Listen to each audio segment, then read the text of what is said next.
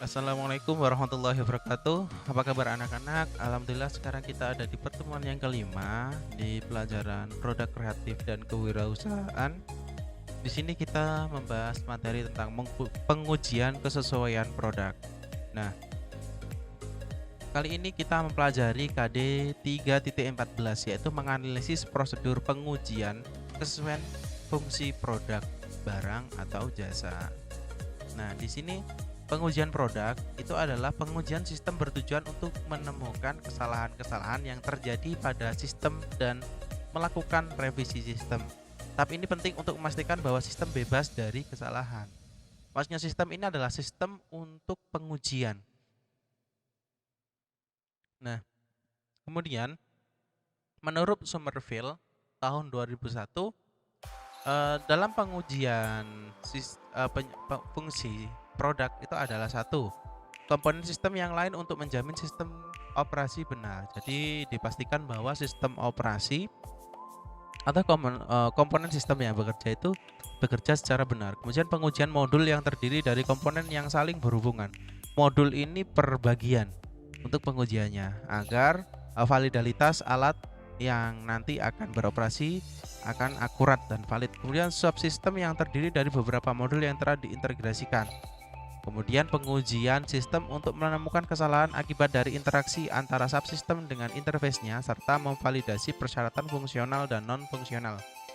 Dan selanjutnya adalah pengujian penerimaan dengan data entry oleh pemakai dan bukan uji data simulasi.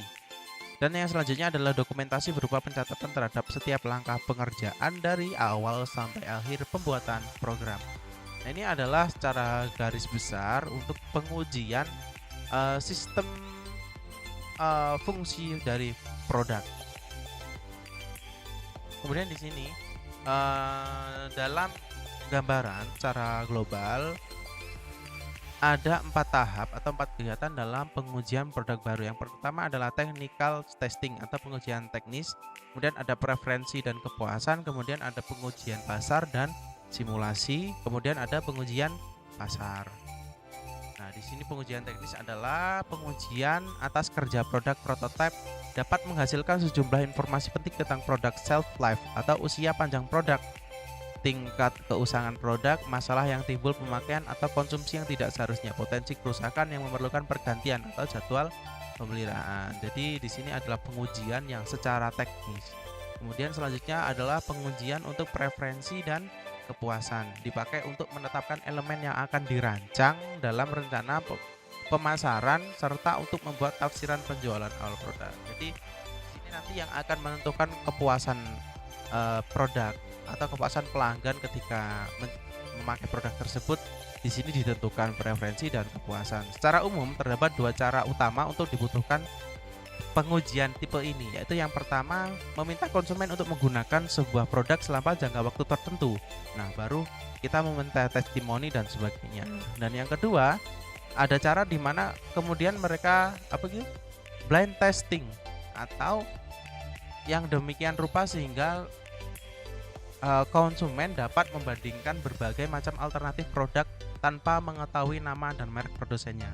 Jadi dimaksudkan di sini yang kedua yaitu mereka melaksanakan blind test atau mereka tidak diperlihatkan produk apa yang mereka pakai dan perlihatkan produk apa yang mereka gunakan. Mereka hanya dicoba untuk membandingkan, memakai dan membandingkan, dan mereka lebih prefer yang mana.